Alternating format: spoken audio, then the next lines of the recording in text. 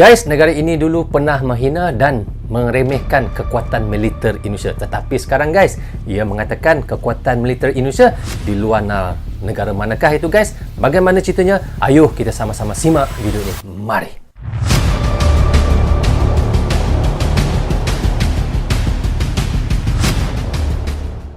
Assalamualaikum, apa khabar semua? Berjumpa lagi kita di dalam Brozul Channel guys. Apa khabar anda orang Indonesia, orang Malaysia dan di seluruh Nusantara? Apa khabar anda semua? Jika sihat, Alhamdulillah, itulah sebaiknya guys ya. Okey, hari ini saya mahu mentionkan satu lagi video daripada channel Update Pertahanan. Jangan lupa pergi ke channelnya guys, klik butang subscribe dan klik tombol loceng, tanda dukungan anda juga kepada channel Update Pertahanan. Judul yang kita mahu reactionkan hari ini adalah Dicap Miskin, akhirnya ungkap kekuatan militer Indonesia di luar nalar ini. Itulah kita lihat negara manakah yang mengatakan Indonesia dulu dicap miskin, menghina dan meremehkan, tetapi sekarang mereka pula yang ketakutan dengan kekuatan militer Indonesia sekarang ini guys. Jadi guys, kita tahu ya, baru-baru ini baru saja dikatakan di dalam Global Firepower di tangga yang ke-13 di dalam Global Firepower guys. Jadi bagaimana untuk mengatakan kekuatan militer Indonesia itu bisa diremehkan, sedangkan di dalam kekuatan Global Firepower pun sudah di tangga ke-13. Itulah kita lihat, sesiapa yang mengatakan militer Indonesia ini tidak kuat dan bisa diremehkan, itu salah tanggapan mereka terhadap militer ataupun alutsista Indonesia. So guys, bagaimana cerita yang kita mahu reactionkan itu? Tetapi sebelum itu saya mohon kepada teman-teman tonton video ini hingga habis agar kita tidak gagal faham apa yang disampaikan oleh Update Pertahanan, dan seperti itu saya akan memberi sedikit komentar di hujung videonya. Tanpa basa-basi dan tanpa berlengah lagi, ayo kita sama-sama tonton direction bersama dengan Brozul Channel. Mari. Sebelum kita membahas lebih lanjut, kami ingatkan agar penonton setia Update Pertahanan untuk dapat menonton berita ini lebih lanjut, agar dapat memahami isi beritanya. Dilansir dari laman artikel zonajakarta.com, Indonesia saat ini ternyata mempunyai hajatan membeli berbagai macam kapal perang. Pembelian berbagai macam kapal perang oleh Indonesia ini menjadikannya perhatian negara lain. Indonesia membeli kapal perang tak tanggung-tanggung, 2 jenis fregat ternama, dan pembangunan puluhan unit di dalam negeri tak tercatat oleh Institut Penelitian Perdamaian Internasional yakni SIPRI. Stockholm International Peace Research Institute SIPRI merupakan sebuah lembaga internasional yang berada di Swedia. Namun siapa sangka, seperti yang dikutip dari artikel tersebut yang berjudul, Cina bingung mencap Indonesia miskin, namun malah borong 200 unit kapal perang. Benarkah Cina dibuat bingung oleh Indonesia? Mari kita simak berita ini lebih lanjut.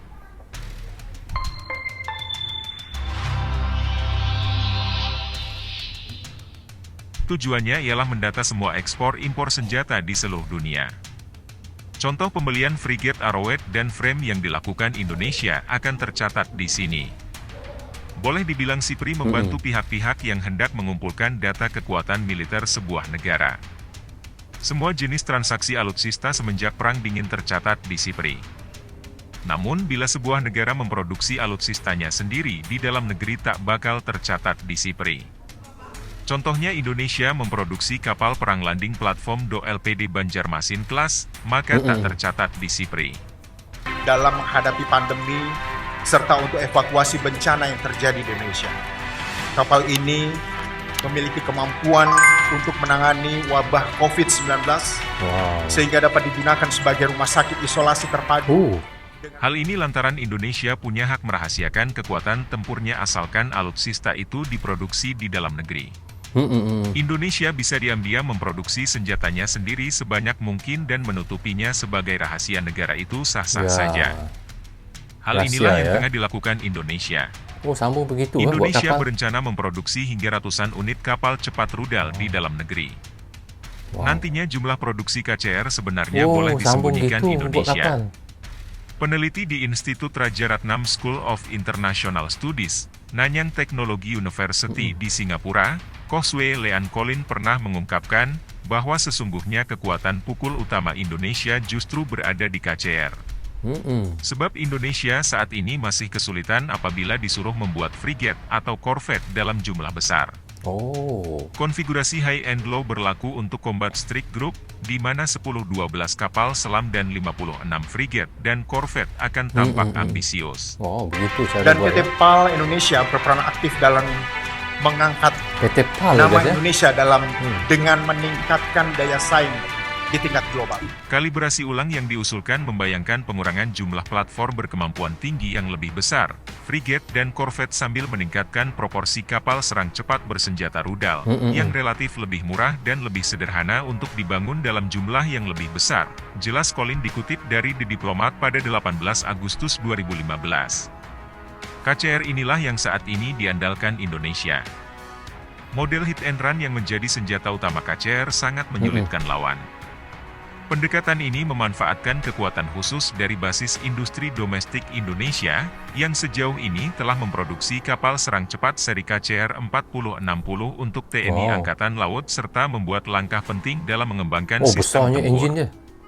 Faktanya, KCR 4060 series telah menjadi salah satu area utama yang mengalami pertumbuhan pesat Cantik selama ya. Renstrai, dengan hingga Rumah 18 sakit unit kapal. semuanya ditugaskan Guys ya, atau luar dalam biasa. berbagai tahap konstruksi dan uji coba sejak 2011, ungkapnya.